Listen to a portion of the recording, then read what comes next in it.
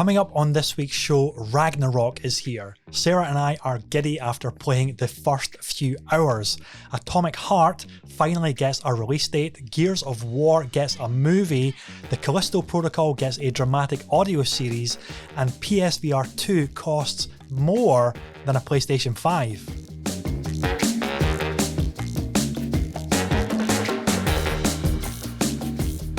Hello friends and welcome to the Weekend Catch-Up Club podcast, the coffee morning show brought to you each week where friends hang out and chat about some of the latest stories going on in the industry.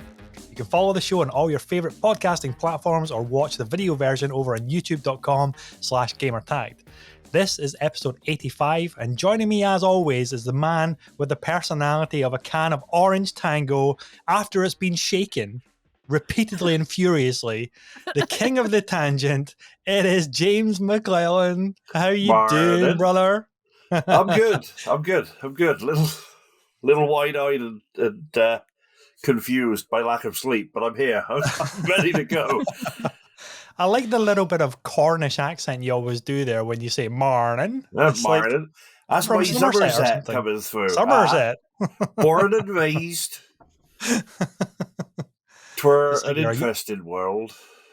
Indeed. And joining us in the co-host hot seat is none other than the voice from beyond. You've heard her in Rollerdrome, and you're about to hear her again in Goat Simulator 3, which comes out at the end of this month. I can't believe it's almost here. Meh. It's the ethereal, the spooky, the immensely talented Lady Thor herself, Sarah Lynham.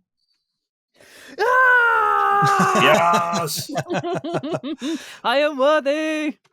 You are worthy. You're holding up Mjolnir for the benefit of our audio-only listeners. You're missing out. Sarah has got God of War Ragnarok over her shoulder there, the flat pack box from the special edition. The Jotnar, is it the Jotnar edition you've got? No, this is the collector's edition. They sold out of the Jotnar ones, which was really frustrating. So I had to opt for the lower tier, as it were. But yeah. Awesome. I saw the price of all of them, and the lower tier is definitely not lower tier at all. Like, you're hardcore fan to go for that. Absolutely, you know it. It came with so many cool things. I think we're gonna probably talk about the game later, so I will wait. I will hold back for now. I know. We are going to talk about the game a little bit later. We're going to do our best not to get too spoilery, I think. I feel for Jamie, actually, because I think this episode could quite easily have just been the God of War Ragnarok episode, and we talk about nothing else. But we are going to do our best.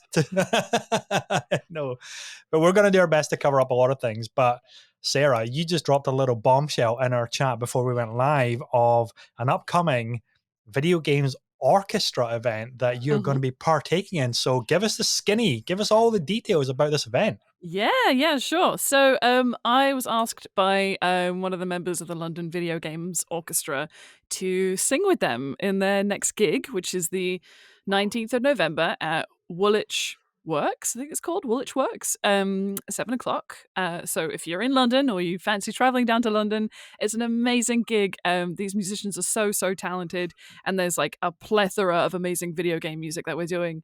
Think Assassin's Creed, think Mass Effect, think Metal Gear Solid, and I'm not saying anything else.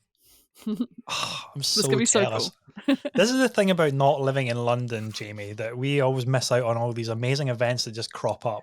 Like the PlayStation regularly do their big, like I think didn't they do like the shows around the Metal Gear Solid soundtrack, and they did like a big Final Fantasy thing. I don't know if that was PlayStation backed or if it was Square Enix or it was like a combination or like a partnership or not. But again, you get these huge, big orchestral events of the video game music.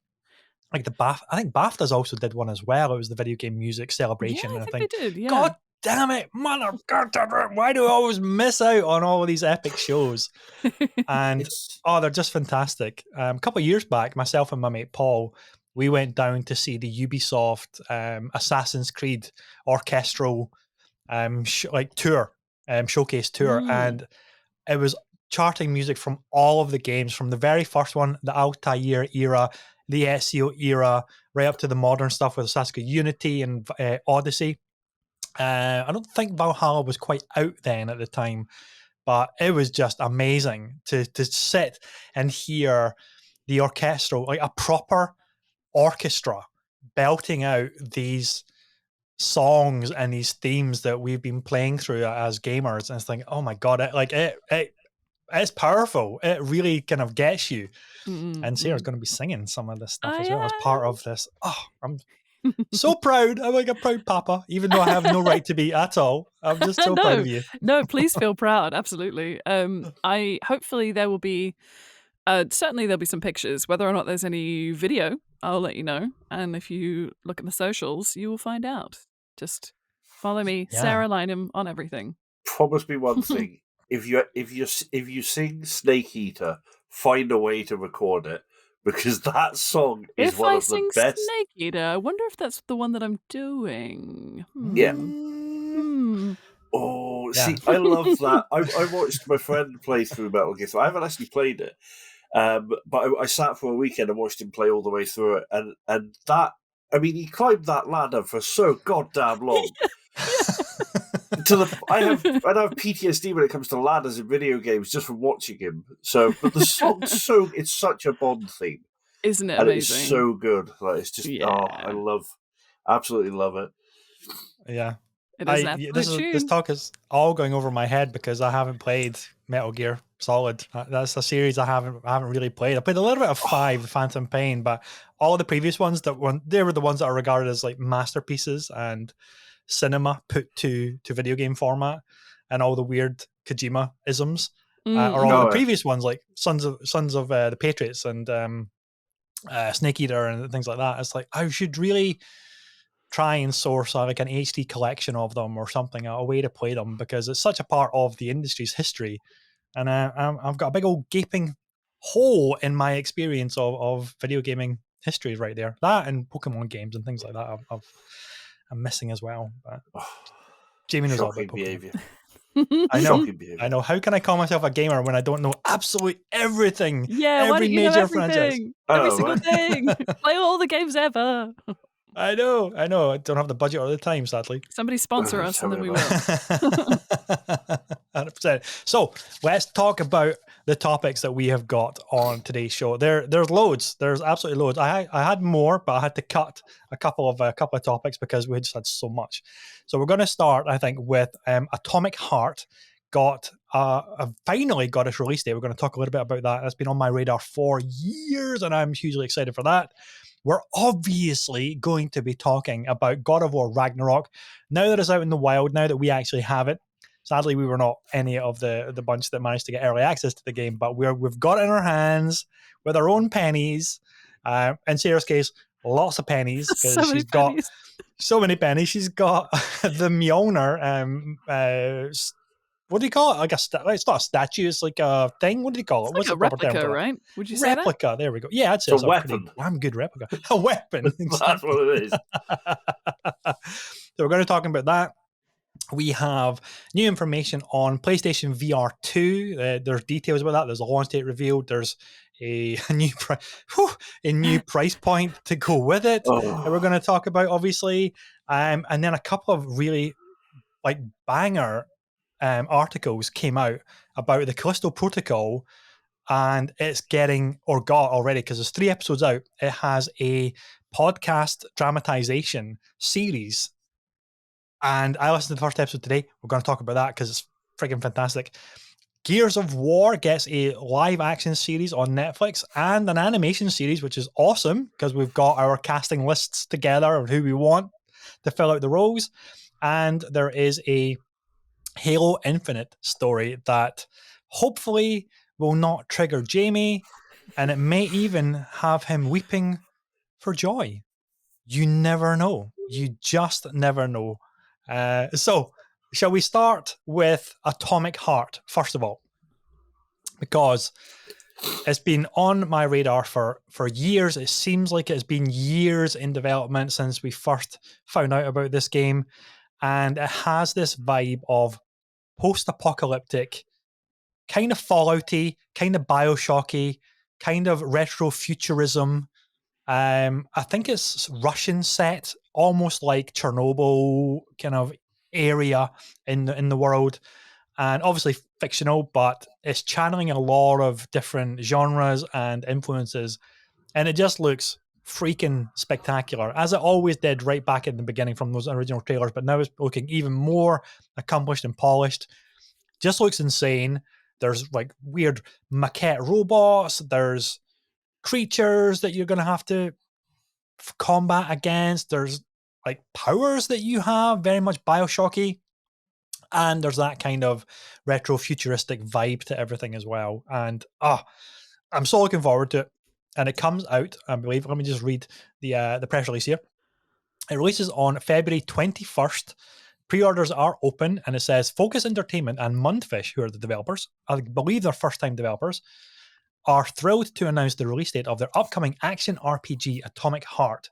Set in the mad utopia of an alternate post-World War II world, the game will release on February 21st on PlayStation 5, PlayStation 4, Xbox Series consoles, Xbox One, and PC, and available for now to pre-order. And God, it just looks good. It just looks so good. And I just found out the other day there that Mick Gordon, aka the Doom maestro from 2016's Doom, is doing the soundtrack for it as well, and that just was like an extra little cherry topping on an already epic and weird, disgusting cake. That I'm just this game is just like hitting all of the beats that I want from a modern like shooter horror RPG kind of thing, and I'd love to get both of your takes on this one as well. So I'll start with Sarah. Oh, this looks absolutely nuts, doesn't it? I watched the new trailer and the combat trailer and the boss fight gameplay. Only a little bit of the boss fight gameplay because I didn't want to like too spoiled. Essentially, I'm like, I love seeing this content in advance, but also I don't want to have too much spoiled for me. But it looks absolutely insane, and I'm so down for it. And I'm trying to think if it had been on my radar before now, and I feel like was it in the PS5 like taster stuff that we got, because it looks vaguely familiar, but I also was like, Atomic Heart, what is this? And then then watched all the stuff and went, this looks brilliant, I'm so here for this. But yeah, have we, aside from it like from what I've looked into, like it's been on people's radar for like over 5 years kind of thing, but like I feel like, did we see some of it in the PS5 this is what's coming up state of play? We saw, I can't remember if it's in the PS5 one, but we definitely saw it as part of an Xbox showcase. And I believe it's coming to Game Pass on its release date as well, which is obviously cherry on top for subscribers to that. And it's, I'm going to move on to Jamie because I'm kind of lost for words because of how excited I am for it. So, confession, when you sent through the show notes, I looked at it and thought, the fuck is Atomic Heart? Like, I was sat there thinking, that sounds really familiar. Didn't that come out? Yeah. And then I went and looked, and it was like, oh no, it never came out, did it? I remembered it. Never came out. But I completely, it completely passed me by. So I went and watched the trailers and stuff and re-hyped. And we got body horror, aliens, and space communists. I mean, I'm in. I was sold within the first 10 seconds. But yeah, I remembered it after that. I remembered watching some of the early stuff and was very hyped for it before. But it just looks. Manic is the only word I can think of to describe it. It just looks like it's going to be absolute balls to the wall insanity, and I'm absolutely sold. And so polished, it looks gorgeous. Like even the quite hideous creatures. There was one in there with like no head, but it had like a moray eel. You know, a lamprey fish. That's what I was looking for. It had the lamprey mouth where its neck was. Yeah. And I love stuff like that. Anything with that sort of body horror, slightly off-putting element. But it also looked really beautiful in as much as it was a very polished, hideous creature from the darkest reaches of your nightmares. So I'm very much in. And Mick Gordon doing the soundtrack, I didn't know that. That's just sweet as a nut, because that guy's ridiculously I'm just talented. watching the trailer here as well, and I'd forgotten that a lot of the weaponry seems to be like super low tech, but really like powerful and channeling different elements like fire or electricity, or there's that kind of almost like from Fallout 3 when you've got the thing that launches the nuclear bombs from your shoulders, like a tin can sort of thing that can launch. Yeah, they can launch rockets. It's that kind of stuff, and it looks like they're channeling a bit of like City 17 from Half-Life in terms of the world building and the environments and everything like that. But again, it's like the combat and the action and the art direction is just ramped up to ridiculous degrees. And Sarah, you mentioned that that boss fight. I saw something online which made me really, really howl out laughing, because the boss fight video that they've released was a big like iron ball kind of thing with arms and stuff, and then somebody had shared a link to the Incredibles movie, the Pixar movie of the boss from the Incredibles, which is a giant rolling ball with arms. It's like indestructible. I'm thinking, okay, yeah, it's actually so true. It's so close to that, and it just looks so insane. But it looks just so good, so good. And Mudfish as well. Mudfish are like, who are they as a developer? I don't know anything about them as well. I'm wondering if there's going to be a little bit of a I'm trying to remember the name of the film, Matt Damon, Elysium vibe to it, because there's some elements of it that looked really sort of like very pretty and polished, and you had the very shiny, like I said, space communist robots. That's the only phrase I can't get out of my head now. It's driving me mad.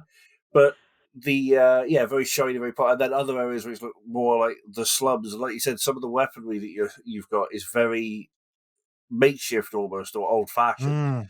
So I'm wondering if you're, the revolution fighting back against the oppressors kind of thing. I know it's alternate post-World War II sort of thing. So I'm wondering if you've got a bit of, fight the power sort of thing going on in there where you're taking on. It could be like the wealthy elite have the best of everything. Like they've got the automatons, which are ultra sleek, and then you're just like a down, poverty-stricken, trying to rise up against the establishment. It could be really quite an interesting political angle as well. So look forward to. I'm here for it. Getting hands on it. You said it's Games Pass. I know. Apparently, it's coming to Game Pass as well. Yeah, on February 21st, I think it was. We said so. One to look for, definitely.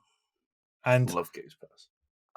It just looks like just interesting and a bit different. And if you've been starved for a new BioShock style of game, which still has that incredible world building from the original games like Rapture and then Columbia for BioShock Infinite, it looks like this is going to fit that mold really, really well and scratch that itch as well to say, okay, yeah, I want these like bionic powers, but I also want RPGs. I want to be able to craft my own weird and wonderful weapons and figure out what the heck is going on with this world that the developers have created for Atomic Heart, and what does the name Atomic Heart mean in the lore of this game as well. It's obviously, it's just exciting to think about.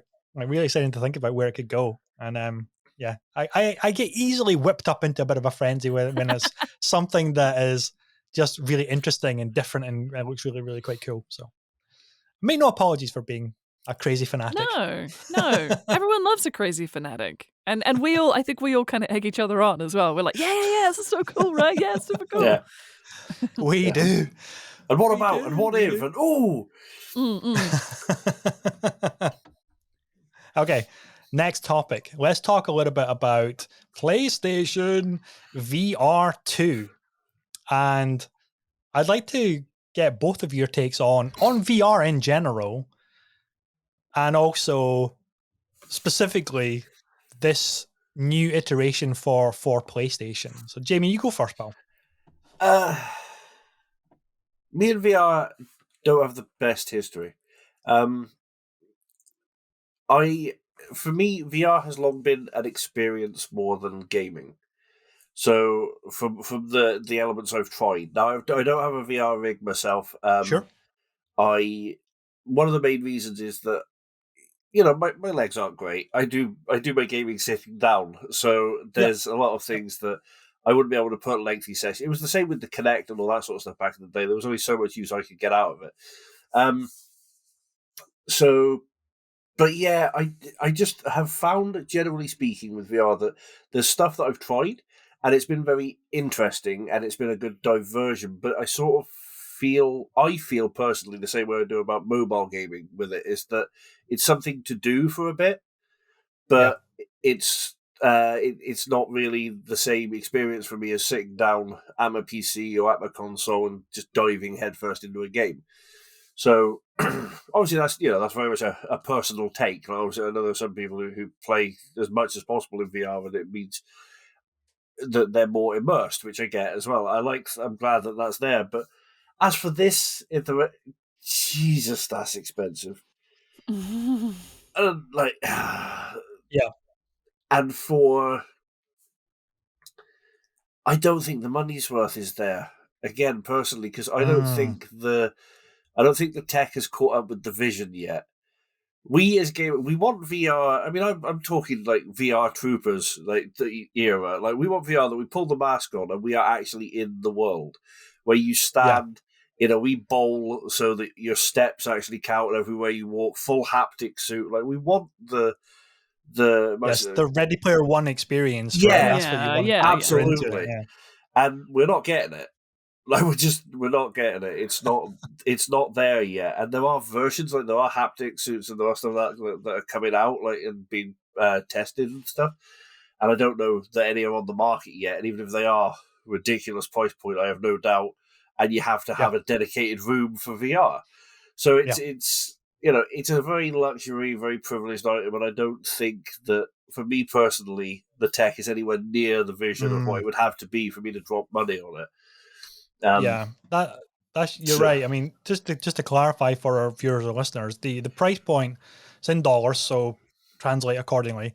It's $550 is what the standard package will set you back, and that is the headset, 2 PSVR2 Sense controllers, stereo headphones, and I guess your cables that you'll need for it as well. And if you want to get the bundle, which is the Horizon Call of the Mountain game, which looked super awesome when they unveiled that little kind of teaser trailer, that's obviously going to add on another $50 onto it. So it's a $600 bundle. The console is only $400 or $450. So you're more than buying a new system for this. And this is a tricky one for myself because, had I the money, I would have loved to get this, but I certainly cannot justify that kind of price point. But, and I was reading some things on this, like if you are very much into VR, especially on the PC side, where you've got things like the HTC Vive, the Valve Index, the Oculus, which is now rebranded the Meta Quest, this is actually very, very good value, because the Valve Index and the MetaQuest Pro, anyway, they're like $800 to over $1,000 for that really high-end premium VR experience. And then you've got the MetaQuest 2, and I believe the 3 is coming out soon, which is coming in at about $300, $400.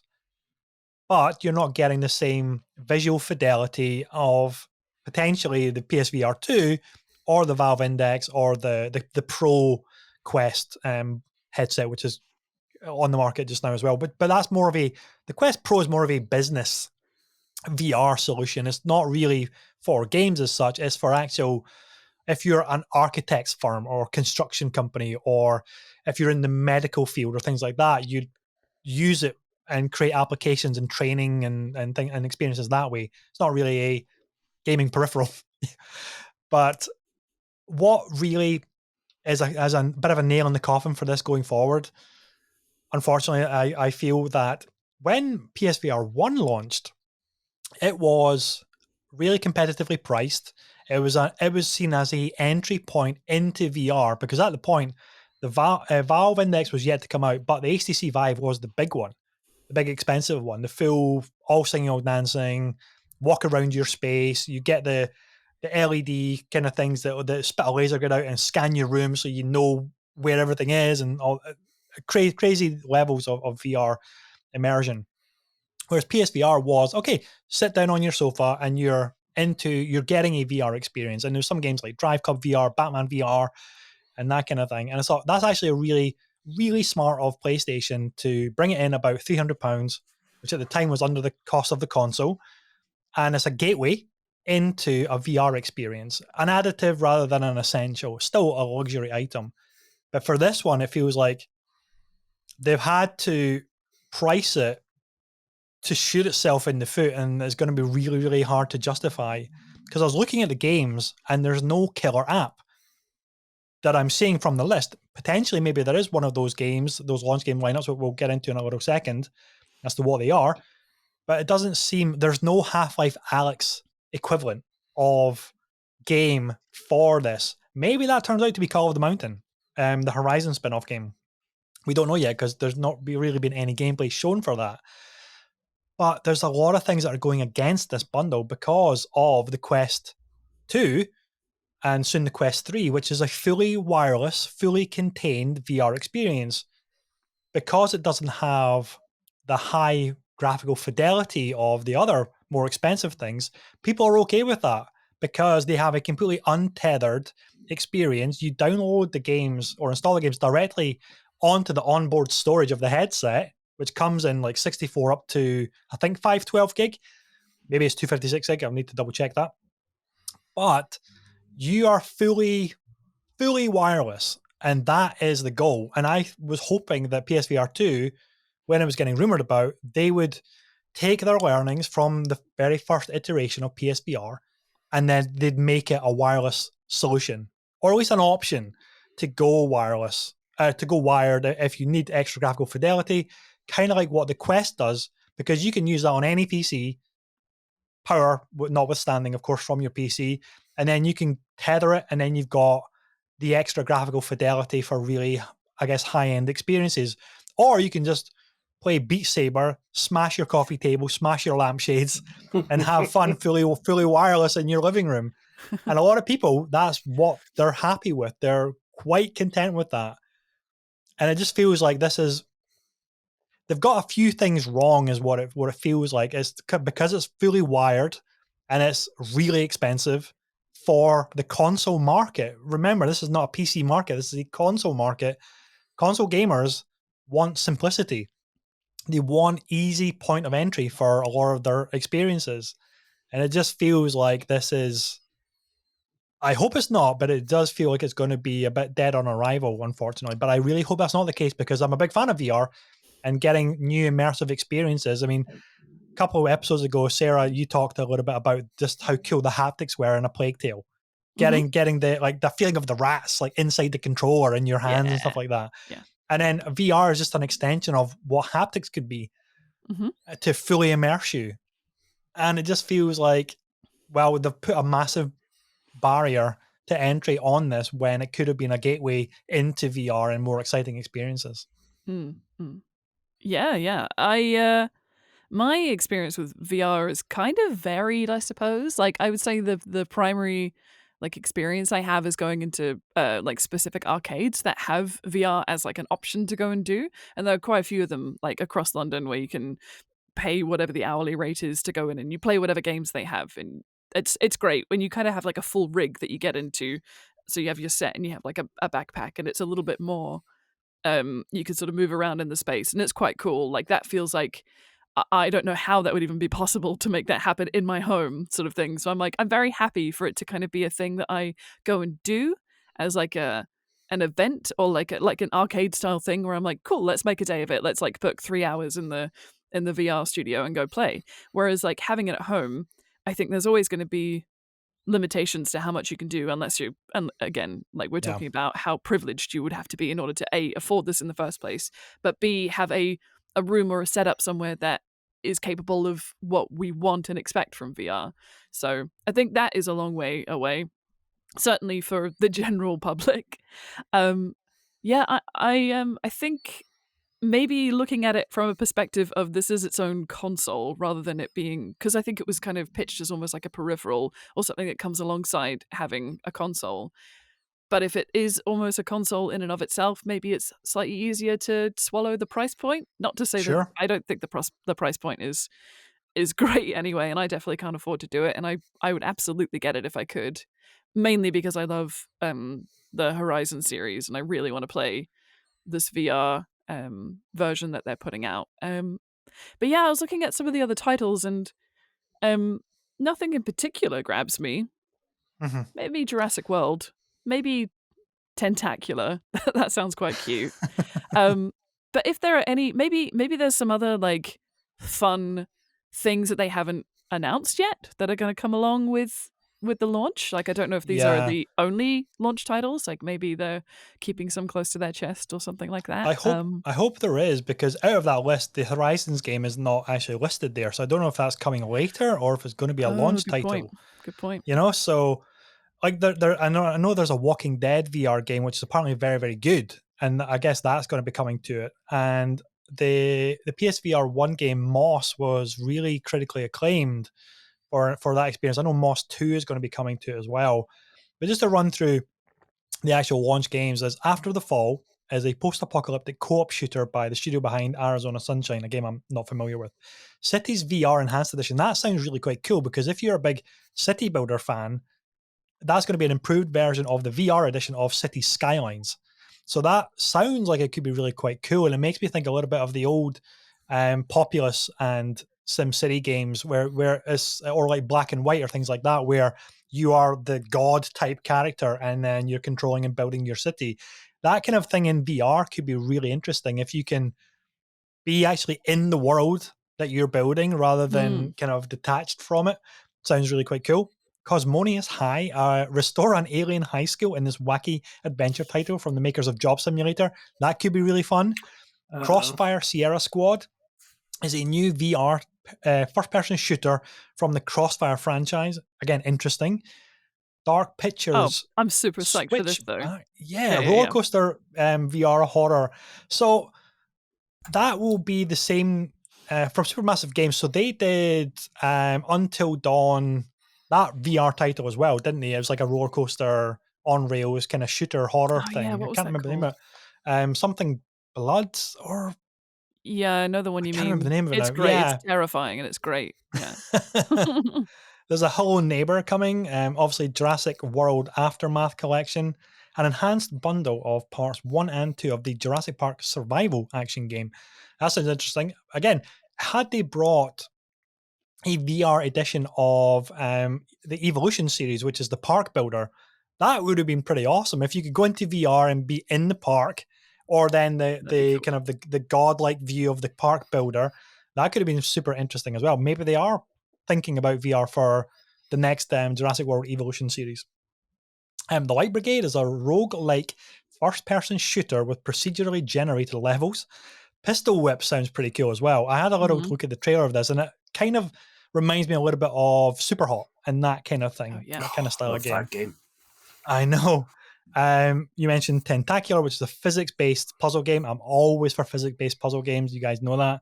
And Zenith: The Last City, a VR MMO, which there's no real information about that. But again, they're not really listing the big bangers there. It's like, this is the reason. This isn't a God of War in VR where you're Kratos, you're in first person, you're throwing the blades of chaos, or you're throwing the axe in first person. There's nothing like that. There's I would no sell mention. a kidney for that. Oh, it could be really cool. But I guess maybe those experiences are coming. But there's nothing to say you need to play this game. You need to buy a Valve Index and play Half-Life Alyx because it will change the VR game entirely. There's nothing like that. And the other thing going against it, of course, is that it's not backward compatible with the previous PlayStation VR games, which I think is a colossal kick in the nuts to any early adopter that was supporting PlayStation's VR endeavor to say, okay, you need to buy a brand new headset. Oh, by the way, you have to, none of those games that you bought on the last VR headset are going to work. So you're going to have to buy either like a new PS5 version of all of those VR games that you had in the past.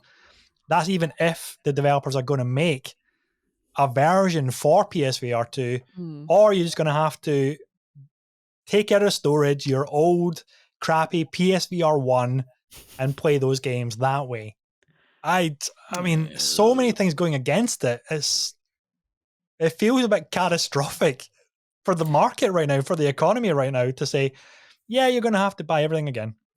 And this is more than the cost of a PlayStation 5, which you need to use this thing. It's not self-contained like a Quest. You need a PlayStation 5 and you need to buy this. So that's nearly £1,000, $1,000 for a PS5 and a VR headset. Ouch. Ouch. It almost feels, and I'm not saying this is what they've done necessarily, but it almost feels as though they feel like they've backed themselves into a corner. It's like, oh, we made VR and quite a few people liked it, and we've made a new console. Shit, we need a new VR setup. And which they've now done, but they're like, wow, that cost us a lot of money to make, and we haven't really got anything for. Oh fuck, we didn't put any of the old stuff on it. Oh, we've lost a lot of. Right, okay, just bash it out there as expensive as you possibly can. Let's see if we can reclaim some money from YouTubers, because they'll buy it because they'll have to. Like it, I don't know. The whole thing just feels like a massive L from start to finish. Like, it's just no. And I was thinking about when you were listing off the games there. Like there are some games like Phasmophobia I would kill to play VR. And really need to. I know that Al has a VR rig of some description and has long wanted to ship it over to me so that I can, just because he wants to watch me play it.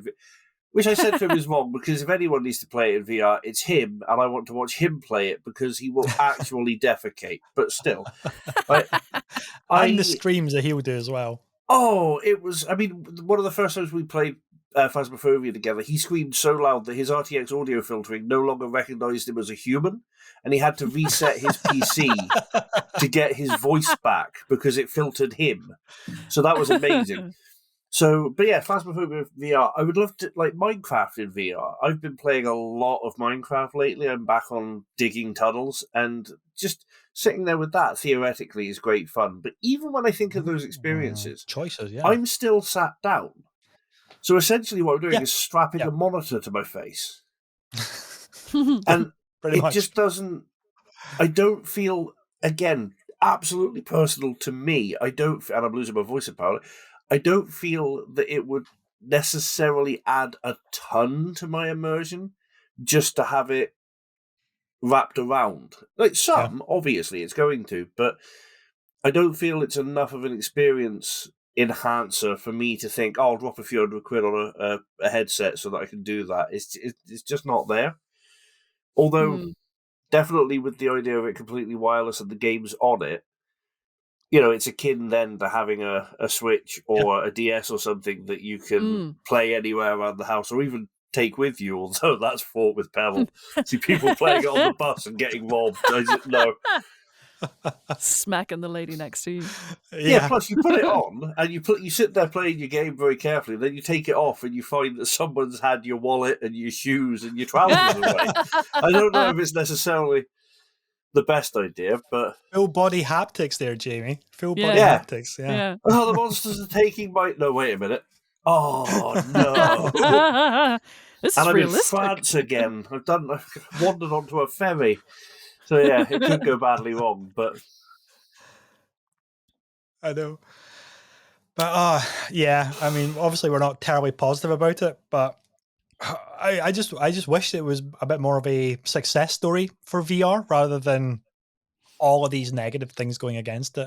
And it just seems like, I mean, we've obviously covered what we're going to be covering about it, and don't want to labor too long on it. But I just wish they had thought it through a bit more sensibly for the current market where we are just now, and the realistic number of units that they're going to be able to shift at that price point, whilst not being fully wireless, whilst not being backward compatible, whilst not this, and it just seems like there's a lot of negatives in that column rather than the positives that are going to make people I must have this as the perfect gaming companion for my PlayStation 5, which I still can't buy yet unless I'm going to be paying scalper prices of £700-800. But that's unfortunately the state of where we are just now. Anyway, let's move on to our next topic. Jamie, how long have you been looking forward to a Netflix show of Gears of War? Yeah, ever since Batista was born. The man was born to play Marcus Phoenix. So Netflix has announced a live-action movie and an animated series. So this is coming from Game Informer. The first Gears of War game was released 16 years ago today. Man, I feel old. And Netflix is celebrating and announcing plans to adapt the series into both a live-action film and an adult animated series. That clarification there sounds really cool, because then I'm thinking, oh, could it be like Cyberpunk Edge Runners anime, where it's like could be ultra violent, kind of needs to be ultra violent, and it's that vibe to everything as well. So it says the streaming giant revealed the news in a tweet that's light on details, but states it's partnering with Gears developer The Coalition. And based on the tweet's wording, it sounds like the animated show will come after the movie's release, but it may not stop there as well. So there's potential for more stories to follow.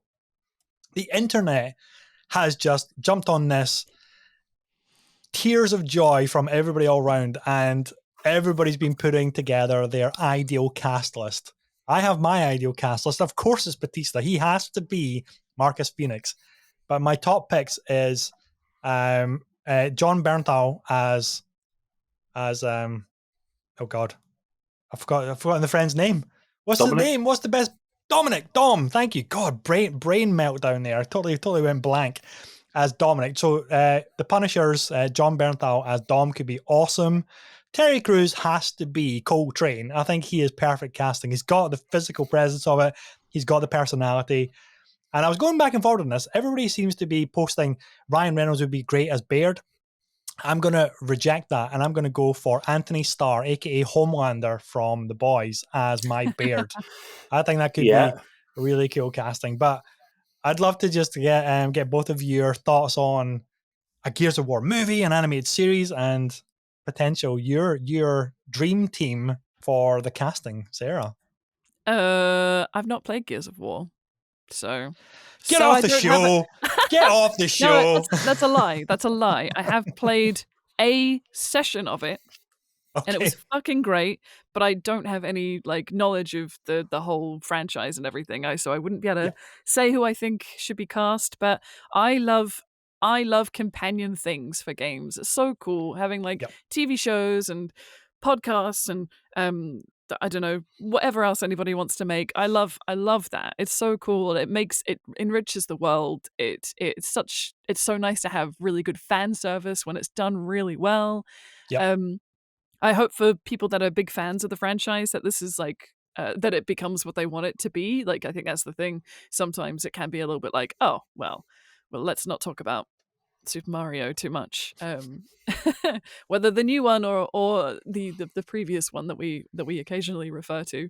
I'm starting a petition to get Chris Pratt cast as Marcus Phoenix. I will fight you. I feel like someone might come round to your house and you might not be on the next podcast if that happens.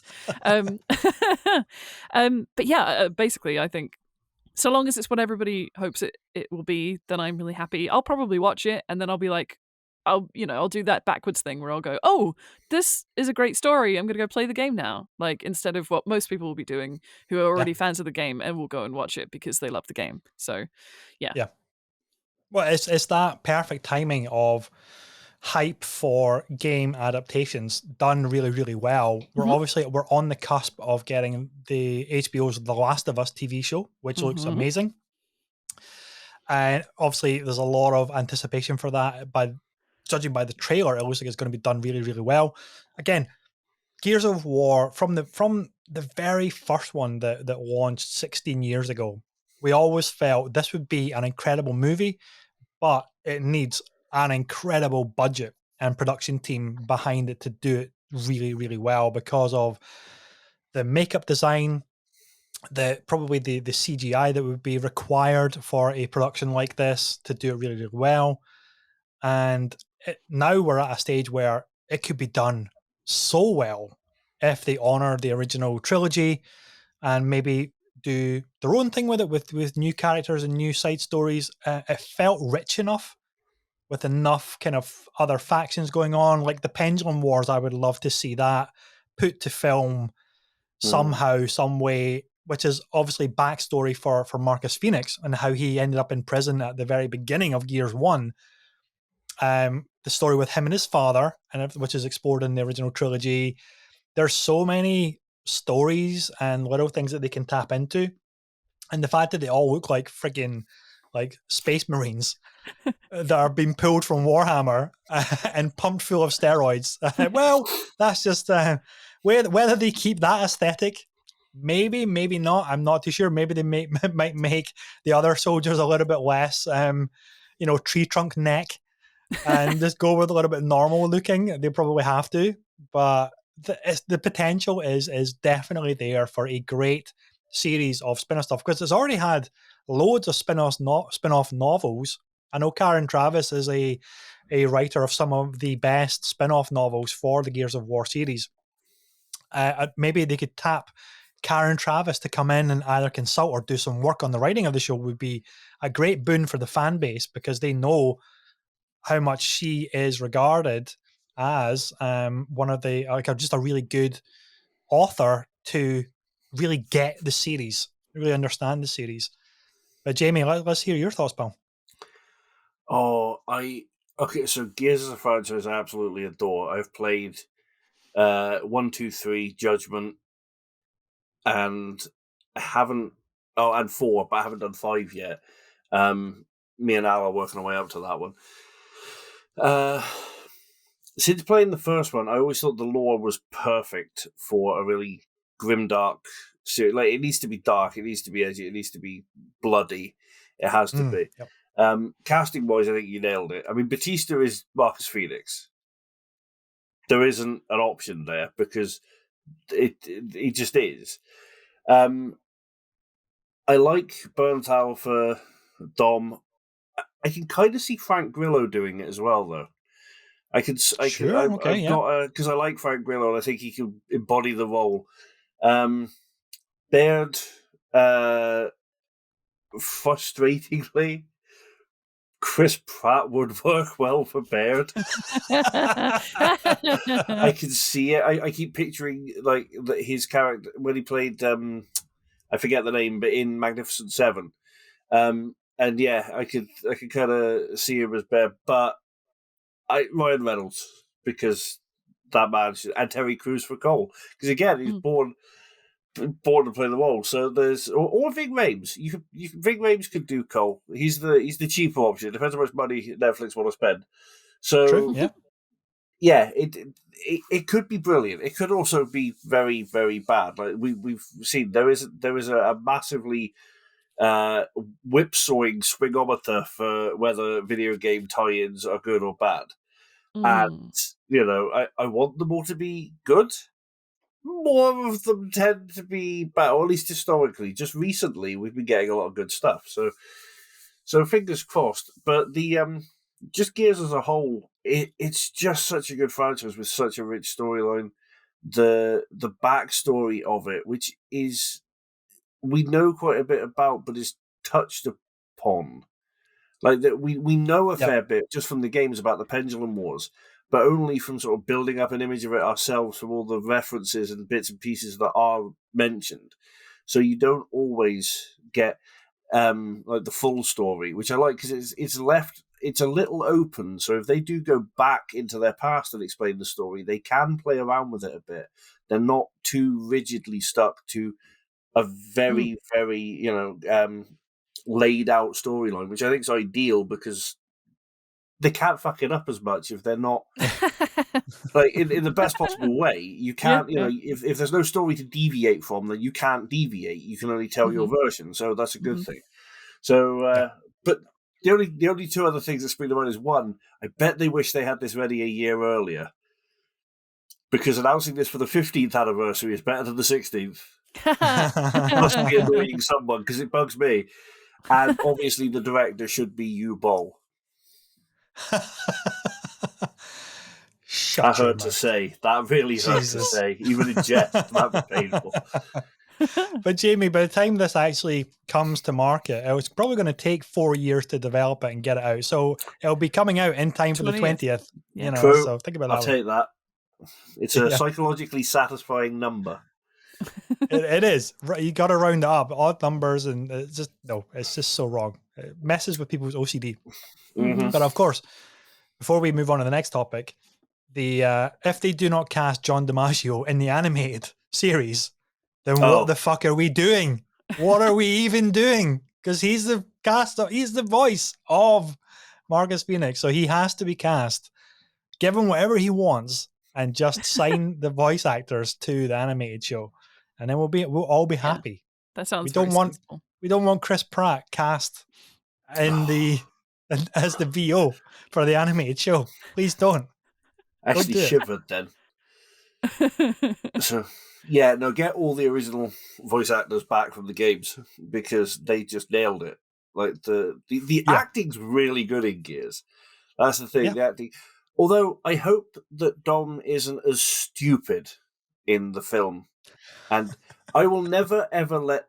I will never let them get away with this. When I played Gears for the first time solo, because I played it first time co-op, but when I played it first time solo, Dom, run by the AI, we get into the belly of the worm, right, which is a thing in the right, and I'm there chainsawing arteries because God, I love that game, right? And Dom turned around apropos of fucking nothing and waded into a sea of blood and drowned himself in front of me. It was too much for him. The AI is just I've had enough. I can't go on. I've had enough. I've lost Maria. I have nothing else to live for. I'm just going to end it. And the AI took that upon itself to do that. Yeah, but he could have. I mean, he could have at least said something. I'm just like, it's all right, Dom. We're getting out of it, and he just looks at me like, meh. That's so bleak. Fucking Reginald Perrins it clean into the juices of this worm's belly. And I'm like, why? And that was me screwed, because that's a game out. I was like, okay, fine, start again, great. See, you phrased that as really bad AI. I think that is incredibly smart AI. But it's made the decision to just end it. Accurate. Just at the end of his tether, yeah. It's true, you don't often see that in games where one of your AI companions just goes, I can't do this anymore, man. You're like, wait, what? Overwhelming odds. We can't overcome this. It's time to just end it. A bit brave decision from a game developer where you get the option at the start of the game just to say, jump. Just jump. You're not. There's no way you're making it through that. Yeah, just. I would have taken that option in World at War, Call of Duty World at War. I would have taken that option rather than the constant torrential downpour of grenades. So there's I can't remember which game it is, but there's a trophy or an achievement if you exit from the game really, really early on, and it's essentially the trophy is something like nope. Because you don't want to, because the game is just too much. I think it's a horror game. I can't remember what it is. Someone will know. Someone will send me a tweet at some point and tell me it was this, by the way. I need that for all horror games, like Outlast or something like that, or Resident Evil. It's nope. Yeah, it'll be one of those. Just a nope. Yeah. It's the nope trophy. Like just no, I had to peace out within 2 minutes of the game starting. Nope. Yeah, nope. I mean, can you imagine? Like poor Ethan Winters, the first time he gets his hand sawn off in Resident Evil 7, it's like, okay, fuck it. My wife's dead. I'm not even gonna bother now. I'm just like, I'm out of here. I'm done. Come back to Minecraft. Exactly. Okay. Next topic. I'm gonna be going with. Let's talk about the news that Jamie has been waiting for over a year. Jamie, has it been a year? Halo Infinite came out last year, November-ish time, 2021. Yep. Finally, it's here. The big winter update brings with it network campaign co-op for 4 players. We'll get into that a little bit and Jamie's reaction to it. But there's also Forge is finally here. It's still the beta for Forge, but already people are creating weird and wonderful creations in the new map editor. There is new achievements. There is finally campaign mission replay, which you wouldn't have thought would be such a big deal to be part of a major post-launch update plan, content plan. But here we are, because you could never replay any of the missions in Halo Infinite. Whoops. There is a free 30-tier battle pass. There's new maps, new events. There is a Forge content browser. They've actually picked that out as a USP. Interesting. There's balancing updates, there's a better match experience beta, and there is local regional matchmaking. Those 3 things there really feel like they should have been from the very beginning. Regional matchmaking, better match experience, and balancing updates should be standard for your competitive shooter. I would have thought that should have been at launch. But anyway, there's a lot of things that should have been at launch. Poor Jamie is biting his thumb. I can actually see blood dripping down his chin here from he's biting so hard, trying to contain his feelings. But anyway, Jamie, over to you. How does it feel to finally have network campaign co-op? Tainted. Tainted by Tainted a love. year. A year. A fucking year. Like, how do you release a Halo game without co-op and then make us wait a year? And I still haven't played it because I'm waiting for my co-op buddies to come together. Like, we need to work out a time. But that's on us. That's fine. But I'm very happy it's here because I finally get to play the campaign.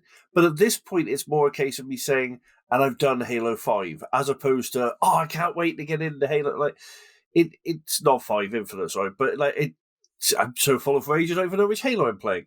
I'm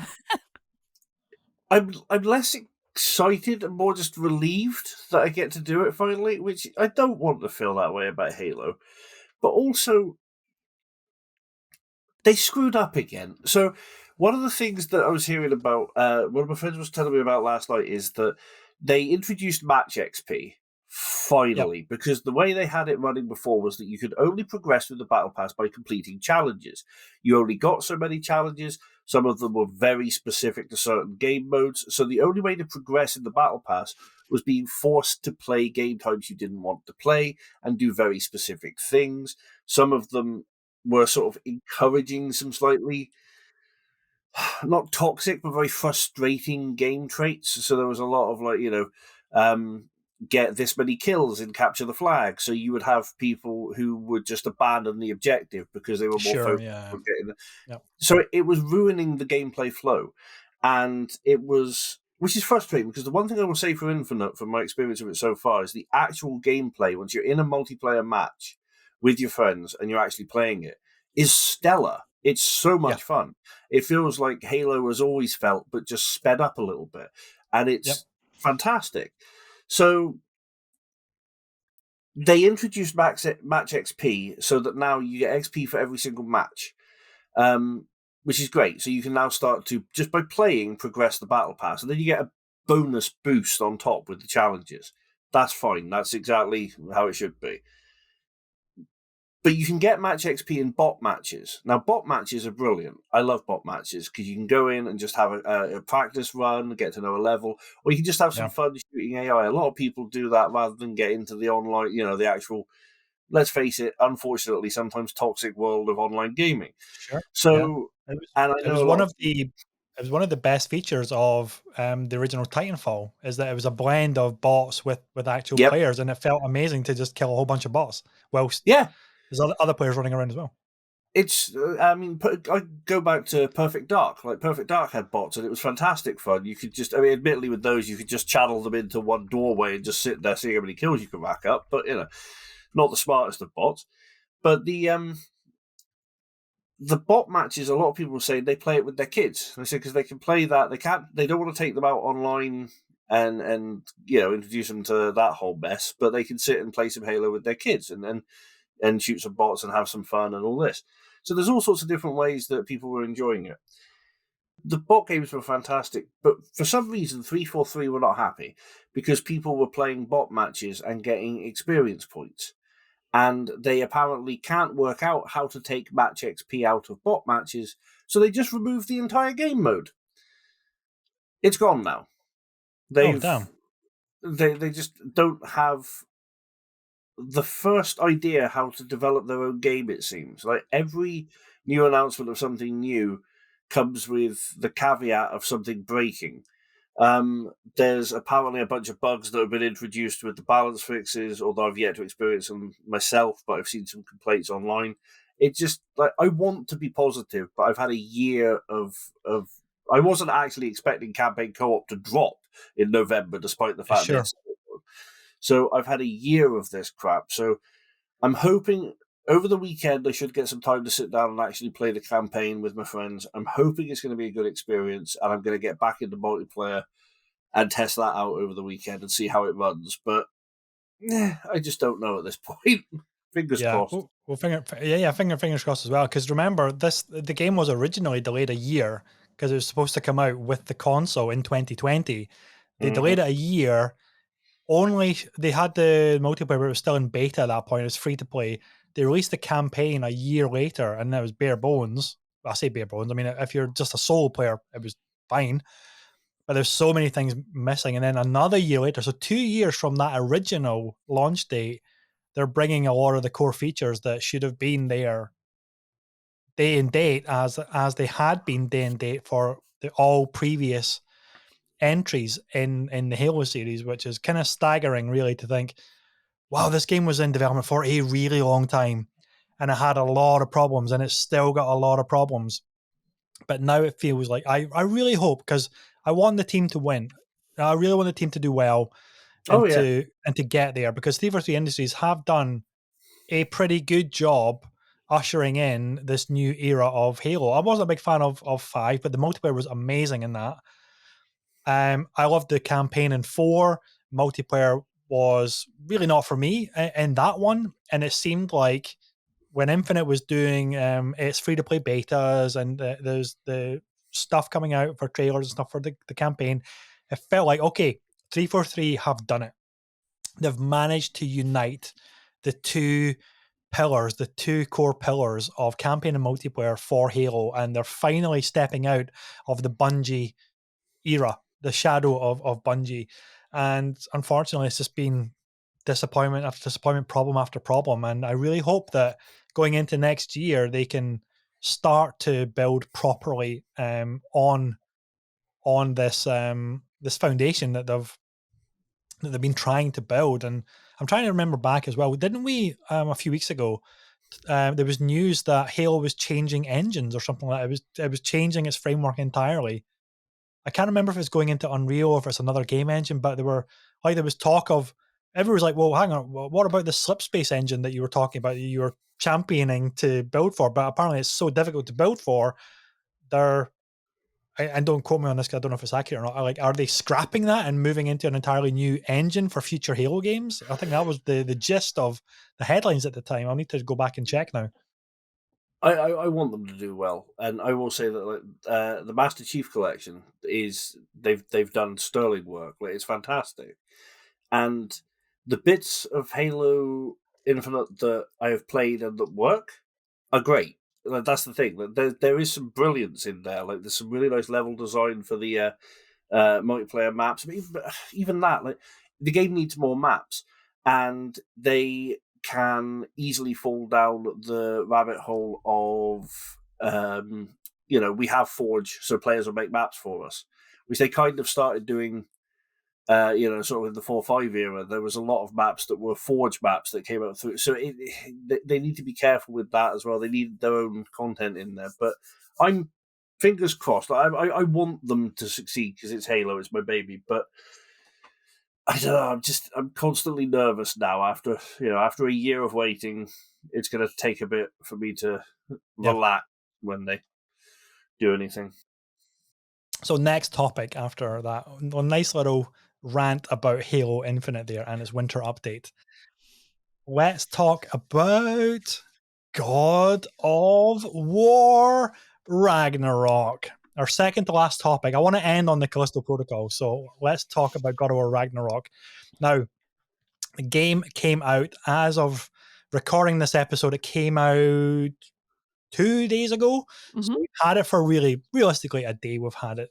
Sara and I have both been playing it quite extensively. For the benefit of our listeners and viewers, we're going to be talking a little bit spoilery of, let's just keep it to the first hour of the game. Okay. So everything that happens within that kind of first hour. Okay. Up until a certain point, which I'll explain that certain point in a second, but I want to make sure that the viewers are like, I don't want to know anything. So if you don't want to know anything, it could be the most minor of spoilers. It could be like absolutely anything. If you don't want to know anything, and I do suggest you don't you don't want to know anything, go in cold as possible, then skip to the next chapter, and then you can just skip over this conversation entirely. There's timestamps in the description. You can jump to the next one, which will be the Callisto Protocol.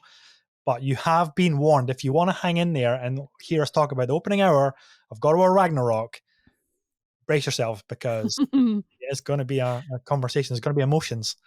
There's going to be a lot of excitement. There's going to be a lot of tears, possibly. And that's not a pun on the God tier from mythology. I had to drop that in there. Come on. But anyway, you have been warned. Here we go. Sarah.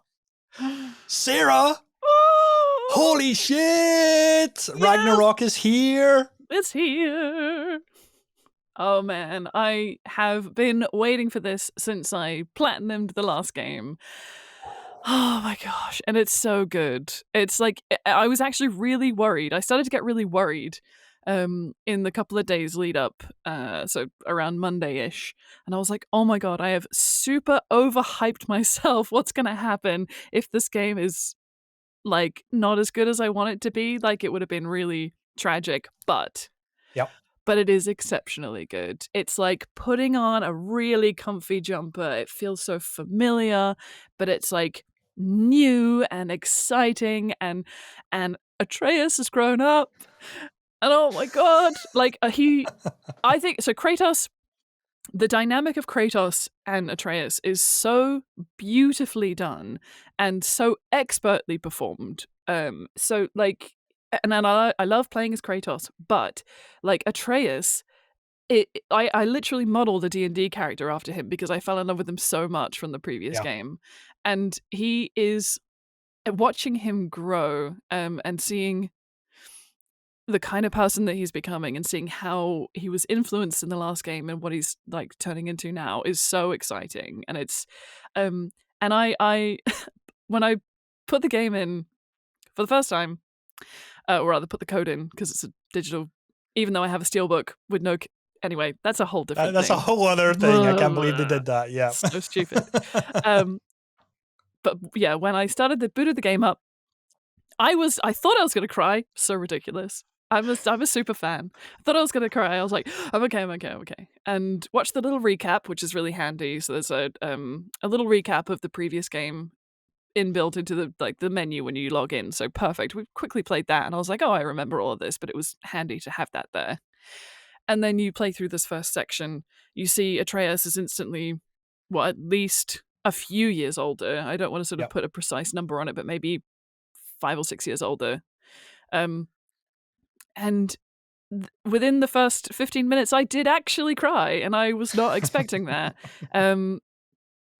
So he has this affinity for animals, which is really beautiful to see, and it's such a nice part of his character, and an important thing, I think, for the Loki character as well. And so when one of his wolves passes away, oh man, it was yeah. And after you've just had this really intense encounter with Freya as well, so you're sort of sledging through and you're sort of feeling, this is really cool. It's really a nice change of pace from pottering about in a boat from the first game. You're suddenly on this like wolf-driven sled through the snow, which is super cool. And then Freya comes along and starts fucking with your shit, and she is terrifying, and it's so good. Yeah. And this first kind of QuickTime style like response, it is so cool straight off the bat. It gets your blood pumping straight away, and then we're straight into a really emotional bit with Fenrir, with Atreus's wolf that passes away, and yeah, I'm like, oh man, strap me in and don't ever let go. I want to play this game forever. I am.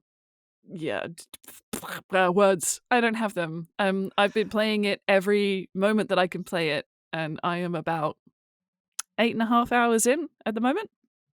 Oh wow, okay. Yeah. Damn. There's a couple of late nights involved. Are we keeping you back here? You're pissed off at having to record a podcast because you want to be I did say last time I was just going to have my, like, I was going to move the the TV over here and just have it here and have my little controller and play. But no, I haven't done that. But I will be straight into it as soon as we're finished here. I'm gonna make this a bumper long episode then, like a marathon episode, just so you don't get to. I mean, you'll see me sort of inching away, like inching and just. I know, but you're so right. That opening like 15 minutes, half hour was so filled with different emotions. Like I was elated when I saw the menu pop up and Kratos is sitting there in the cave with his fur on. Looks so pretty. How the fuck did they get so much detail into this game? Like God of War 2018, I powered through that in the previous week before Ragnarok came out, because I wanted to replay it again. Anyway, I'd never played it on PlayStation 5 after it got the boost and everything. I wanted to replay it and I thought, my God, this game is so goddamn good. And for a PlayStation 4 game, it looks incredible. And it looks like they've just packed in just so much more detail, so much more emotion, and I don't know, just the way that these tiny little facial tics are all just captured now with the performance. It's just ramped everything up. And what really got me from that menu screen is when you hit new game, and then it basically it kicks off the opening cinematic before you take control. It's just how much Kratos is still grieving for Faye. He's so emotional, but he's so repressed with his emotion, and there's no words, it's just looks and body language. You're thinking, whoa, okay, this is a different Kratos. He's not to the point of broken, but he's clearly visibly still grieving for the loss of his wife Faye. And then Atreus comes in with the fucking big stag over his neck, and it's such a great bookend to that opening of 2018 where Atreus can't fucking hunt at all, and he's too eager and he scares the deer, and then now the flip where he's killed the deer all by himself. He's grown up and he's growing up, and that dynamic of Kratos is clearly just so proud of Atreus now, and it's captured with these little facial tick moments of he just does a tiny little smirk and a little nod, and then he turns up, and then filled with that kind of stuff, and then the emotional scene of Fenrir dying in his arms. And I'm a dog owner, and that fucking hit me like crazy. I was like, oh my God. If anybody who's lost a loved one or a pet, or feeling them, like holding them as maybe they've had to be put down at a vet's or something like that, it is the most heartbreaking feeling of feeling the life leave them.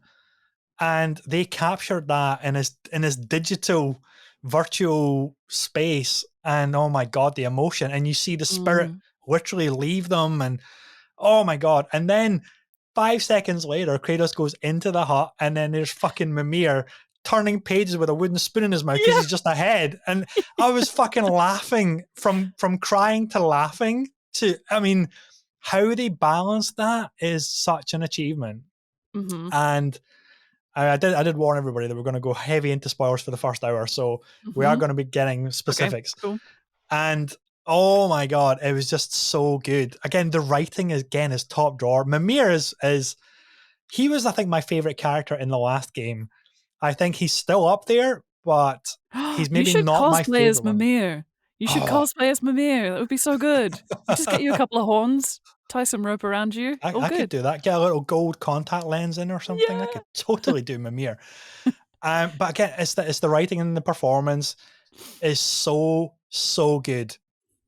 And whenever Mimir calls anybody a fat dauber, I just laugh like crazy, because he's a Scottish actor, and you just know that he's been bringing some colloquialisms and slang to the writing team to say, you know what, we should call Thor a fat dauber, because it's just funny, and it's just so funny. And oh my God, let's jump ahead a little bit. Okay. Thor, we finally. So if you've played post credits, not even post credits actually, if you finish the game in 2018 and you actually go back to your house you can still do, you don't have to go back there straight away. You can still do like side stuff. It gives you that option. But if you go straight back, you get a little cutscene of lightning just like blowing holes in Kratos' house. Mm-hmm. And he goes outside and Thor is standing there in a lightning storm. And that's when 2018 ends. You're thinking, oh shit, here we go. Thor's pissed off. He's turned up at his house. So anyway, that cutscene, that tiny little cutscene is what now plays out in Ragnarok. Thor is there. And you're thinking, oh God, shit's going to go down. He's fucking pissed. You've killed his sons. And he's going to be pissed. But I was not expecting it to be. And then. Oh my God, it's fucking Shakespearean, Jamie. It's unbelievable. He's calm. He holds up a bottle of mead and says, we need to talk, kind of thing like that. And then they go and they have a sit down, but it is so tense. They're just looking at each other, almost like casing each other out. Mm-hmm. And they sit down at the table. Kratos has got his axe. Fucking Thor's got Mjolnir. Sarah, hold up Mjolnir for the audience. There, he's got Mjolnir. There you go. Mew Mew, as was the Kat Dennings called it, Mew Mew from the Thor movie. And it's just this moment of pure tension where they're not really, they clearly don't trust each other, but they're not really talking as such, but they're just kind of casing each other out. And then there's a knock at the door, and then fucking Odin turns up. Odin arrives. And it's one of my favorite actors in Richard Schiff. I'm a huge fan of his from The West Wing. He played Toby Ziegler. He is Odin, and fucking hell, he's just got presence, man. He's just got such presence.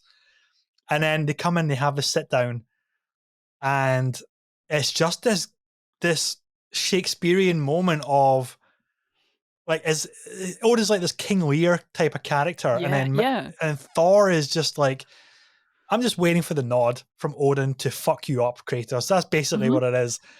And oh my God, I didn't think they could top the fight between Kratos and Baldur from the first game, but the fight between Kratos and Thor was so goddamn good. Yeah. And this is all happening.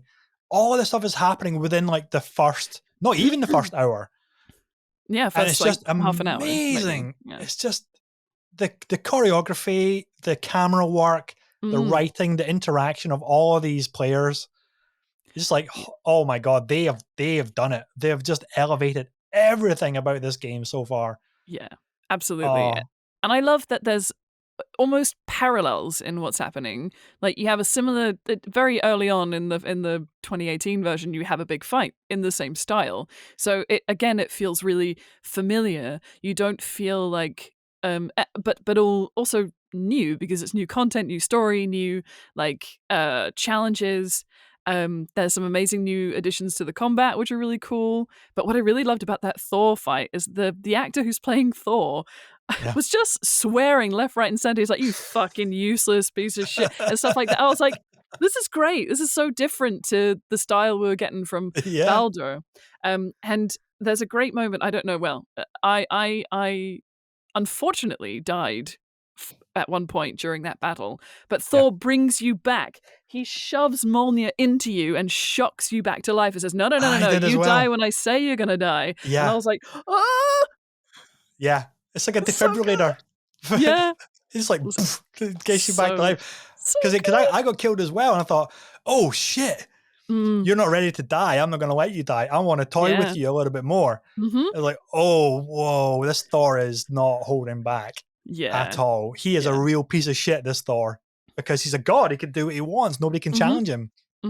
And I probably won't go into too much more after this, actually. We'll probably just cap it at the Thor fight, because after that, then it gets, the story really does kind of take off in different directions. But up until that point, I loved how Odin was like, now we know who we're dealing with. You killed his boys, and his boys were fucking idiots. Like, they were useless. But, self-defense. That's what he was saying to Kratos. It's like, so that's okay, but there is a blood oath for what you did to Baldur. And things like that. And it's like, oh, wow. And it's just so, like, it's so powerful. It just feels like really, really powerful. This is a grandiose adventure that you're about to go on. And what is the retribution that's going to come from Odin? Because I just can't wait to play more. I'm only a few hours in, a bit behind you, I think, Sarah. But it is hitting all of the beats. Like, they've improved the gameplay. Now the combat, I love the combat in 2018. I didn't feel like it was like sluggish or anything like that at all. It was like, it was weighty, it was crunchy, it was really good, especially when you got the Chaos Blades. It was like another skill, another weapon to use. It wasn't just the axe all the time. But the way they've improved and really finessed a lot of the mechanics in Ragnarok, I love now that you can just press the triangle button, press and hold it, and he will just like frost charge his axe, and then it will give you like a super like powerful move to then throw it at enemies or hit enemies, and you get like this shockwave blast, and you can just do that whenever you want. It's not like a charge up or anything like that. Whereas in the first game, the Bifrost would build up on combos. Now you can just hold it, and he does this thing like, and then the whole axe is covered in frost, and you can just go to town. There's new traversal mechanics. I just love all the new accessibility stuff. I've been tinkering with that. I've got like auto pickup on all items now. So I just run across stuff and it'll automatically pick it up. I've got auto traversal. So if I'm going toward a ledge, Kratos will automatically vault over stuff rather than having to get that awkward of I've just stopped at a half height wall rather than timing the button to press over it. All of these little quality of life stuff and the visual improvements and the combat improvements, it's like, how did they make a masterpiece even better?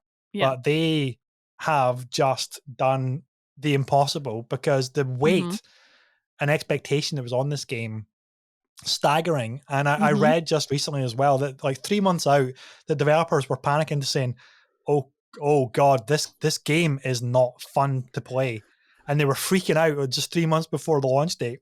And clearly it all came together. And maybe it is a case of, we're too close to this project. We can't see what we've created, and we think this game is fucking awful. We can't release it. It's not right. But obviously it did come together. It's been reviewing incredibly well. And so far, like, the story's there, the performance is there. And I love that Sonny Sulich, I think that's how you pronounce his surname, the boy that plays Atreus, aged out of the role, essentially, because his voice dropped. It's super deep now, and they just made it. It's like, so I think they had to go back and like readdress Atreus, because like partway through the performance or the production, his voice dropped, and then it's like, it's not this like this squeaky little child anymore. It's an actual man. So I guess they just went back and said, we're just going to like time jump a few years, and Atreus is older, and we'll just redo that performance stuff that we've already captured when you were young. I just love the dynamic of Kratos and Atreus now, as you mentioned, Sarah, as well. And they have really gone all out on this so far, and I just can't wait to see where it goes. Apparently it's a huge game. And I'm less than 10 hours in, you're less than 10 hours in. And apparently to do everything is like 60 hours. It's like an odyssey of a game. And I remember way back when this was getting revealed and teased, that Cory Barlog at the time said, we didn't want to do 3 games, because then it's like 12 to 15 years of waiting for this story to be done. We wanted to wrap it all up within 2 games. So I just can't comprehend how much has still to come and get packed into this game. And I just love that they're really not circumventing, what is it, when you change expectations of subverting, thank you. You change people's expectations of what is Norse mythology. It's not the MCU Norse mythology. It's the actual literary Norse mythology that is in books and other creations that we haven't seen any visual format just yet. So, man, I could talk about this for crazy, but I'd love for you to talk a little bit more about your experience as well. Me? Yeah. I mean, I think it's beautiful as well. That's the other thing. It's stunning to play in this world. The devs have just done an incredible job of making it. You sort of look around whilst you're maybe traversing something, and every little element of it is it immerses you in this world. I am still I will forever be obsessed with the performances. Like, I think, you mentioned there's a moment where, right near the start, where Atreus is like taking the wolves off the sled and then taking the deer out of the sled and everything. And it looks like Kratos is just kind of taking his time and plodding along. And Atreus is like, bam, bam, bam. He's on it now. Yeah. And yeah, that just little tiny acknowledgement that this nuanced performance by Christopher Judge is just spectacular. Like, he has, and you can tell how much love he has for Atreus, and how, because of his intense and insane past, how he doesn't know how to deal with it. And you see it, his way of dealing with it, change. In the same way that Atreus like responds to things differently. Sometimes he gets really bratty and he seems really childish still, and sometimes you can see that he's matured and has this different attitude. And then there's a kind of third aspect of him where he's very kind of subservient to Kratos and feels like, oh no, I'm just a soldier in your army kind of thing. And it's so, it's so beautifully balanced.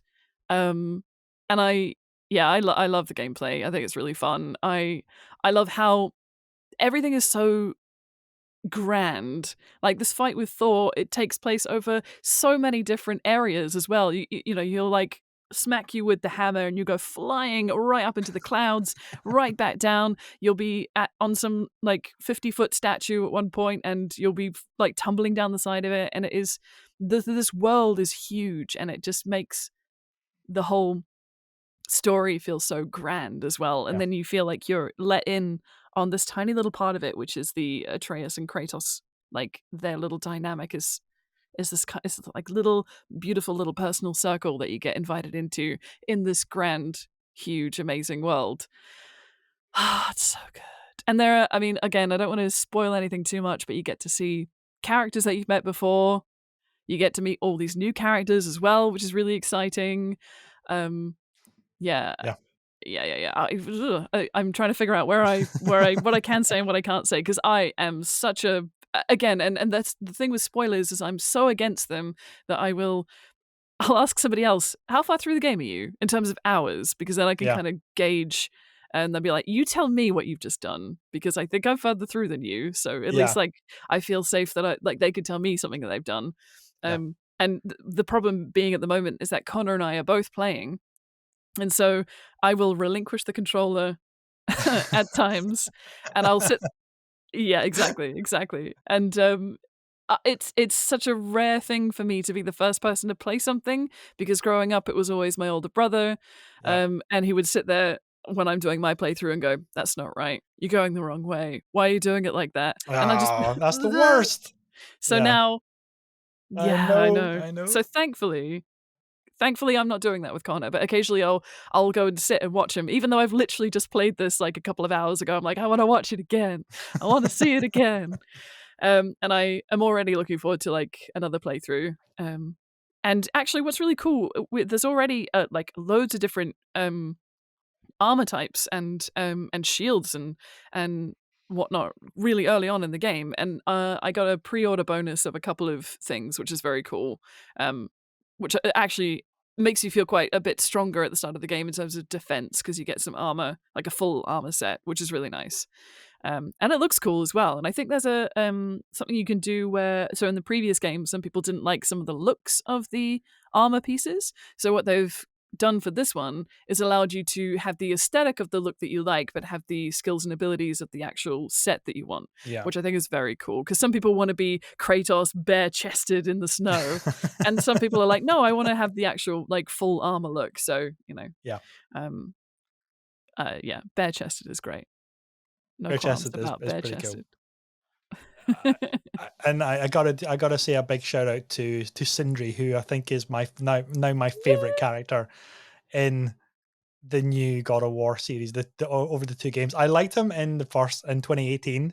He's such a comical dwarven blacksmith character, and his brother Brock, their dynamic was brilliant. But I think Sindri in this game, they've I don't know. They've just ramped it up even more, and I just love it. I love the writing. The writing in it is so good. Mm-hmm. So good. Anyway, let's end it there because we don't want to spoil too much. Although I really want to do, and maybe in a couple of weeks' time, a full on a full on episode of all spoilers, all story stuff, and we'll get that at some point. Mm-hmm. Anyway, last topic of the show. Jamie will be thankful that we're no longer talking about God of War Ragnarok. I'm having a whale of a time. I will forever enjoy people being enthusiastic about good stuff. So, oh wait, let me show you my cool stuff before we move on. Oh, okay. Before we move on, you've seen Mjolnir. I also got a dice set, which I'm super excited about. So I'll be using that for D&D. Came in this pretty little bag with the little tree on it. So it's a wooden dice set, and they're so pretty. I don't know how well you'll be able to see them, but oh, nice. Are they carved or are they printed? Yeah, they're carved. Oh, you can't really see it because it's a little bit like. I'll take a good picture of them at some point. But the D20 is huge as well. That is massive. Wow. Yeah. And I got these two Vanir twins. Oh, lovely. And you've seen they always do a really good job with these collector's editions for the first part. And there's a steelbook, yeah. I got the steelbook collector's edition for the first game.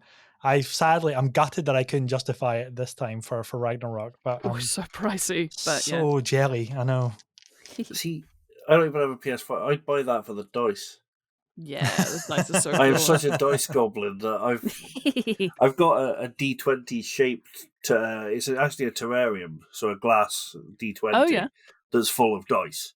And I've got a mimic that's full of dice, and I just I love them. But that D20, that big chunky wooden D20, that's your new life dice. That's your If you ever can't make a decision in actual life, blow that. Yep, I will. I'll carry it around with me forever. Amazing set, Sarah. Amazing set. Right, so final topic: the Callisto Protocol Helix Station. This really came out of nowhere, and it's been dubbed as a podcast series, but it is not a podcast series, folks. This is a proper dramatization, story-based, episodic series based in the world of the Callisto Protocol. And it has a absolute banger cast. Gwendoline Christie, you may know her as Brienne of Tarth from Game of Thrones, and none other than Sam Fisher himself. The legend that is Michael Ironside are the two leads in this series. I listened to the first one today, and I am hooked on this. It is fantastic. The production is stellar, and it's just brilliant. So a little bit of synopsis for you. It says, in the year 2320, a skip tracer hunts down a dangerous escaped criminal on a derelict space station. In the process, she must confront murderous alien forms as well as unspeakable horrors from her past. Starring Gwendoline Christie and Michael Ironside, presented by Striking Distance Studios, creator of the game, The Callisto Protocol. And I believe it's on all platforms, Apple Podcasts, Amazon Music, Spotify, Pandora, iHeartRadio, whole bunch, and there's an RSS feed as well.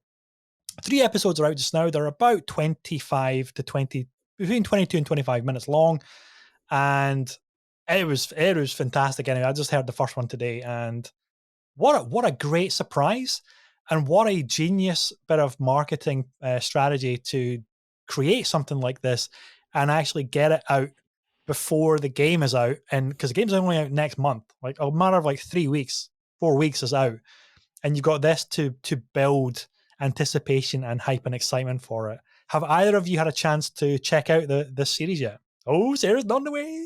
Yep. I've listened to all 3 episodes so far. It is so good. And as someone who as part of Uncanny Collective, my theatre company, we also produce a podcast, which is an anthology horror. And to have something that is akin to that, and to listen to some absolute pros nail the sound design and the performance element of it is so cool to listen to. And I was talking earlier about anything that's a companion to a game is great, and I love and especially when it's done well. And this podcast is done exceptionally well. My only tiny little gripe, I think Gwendoline is absolutely phenomenal in this, but it feels like it might have originally been written for an American voice actor. Because occasionally some of the dialogue is it sounds a little odd in her exceptionally wonderful English accent. Like I think at one point she says, she's meant to say, "Oh, I'm sorry, I don't speak asshole," but she says, "I'm sorry, I don't speak asshole," and I'm like, okay, yeah, it's a little clunky. That is my only gripe with it. It's just occasionally it sounds like it would have flowed a little nicer if it was an American voice actor, or if they'd said to Gwendolyn, make it your own, make it sound like you. Yeah, because yeah. Okay, A producer would have done that. You would have thought if the producer was in the room reading the lines, just change that to an English version of the word. Yeah. I think also there's a point where she says, "What gives?" And I'm like, some things just don't sound right in her accent. And I think maybe they just didn't think that through enough, like, because the performance is so good. Like, this is just me being really nitpicky because this is something that I do a lot of. But performances are amazing. Casting is amazing. And the first episode is so full on as well. There's a lot that goes on. You get peppered into a lot of this amazing story in this world that we're going to have in the game, which I'm super excited about.